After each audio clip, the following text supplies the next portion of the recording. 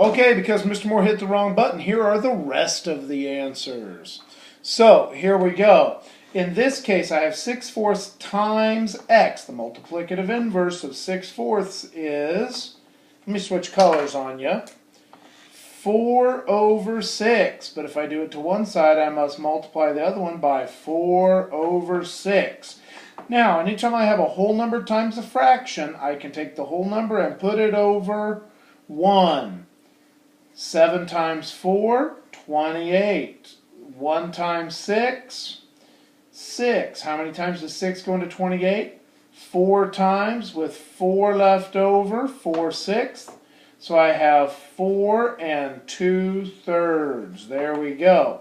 Now in this case I have 1/2. So I have the multiplicative inverse of 1/2 is 2/1. But if I do it to one side, I must do it to the other. Again, I have a whole number, so I'm going to put it over 1. 3 times 2 is 6. 1 times 1 is 1. The answer is 6/1, or just plain old 6. In this case, sneaking up on you, I could either say 1/7, or I could say it's divided by 7.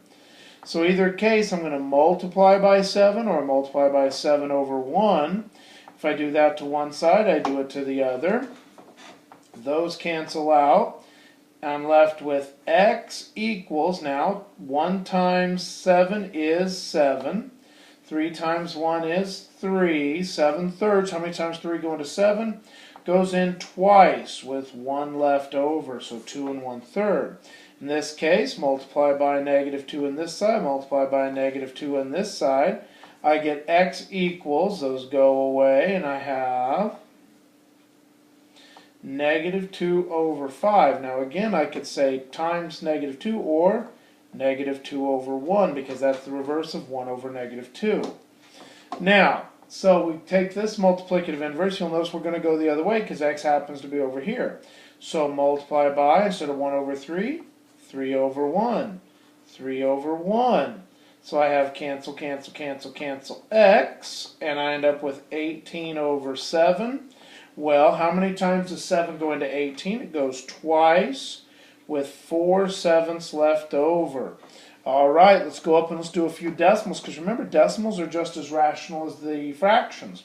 So I'm going to multiply by 0.4, so instead I'm going to divide by 0.4.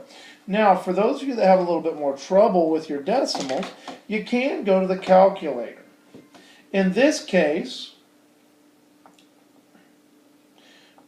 we're going to go and we're going to say 1.2 divided by 0.4. Answer is 3.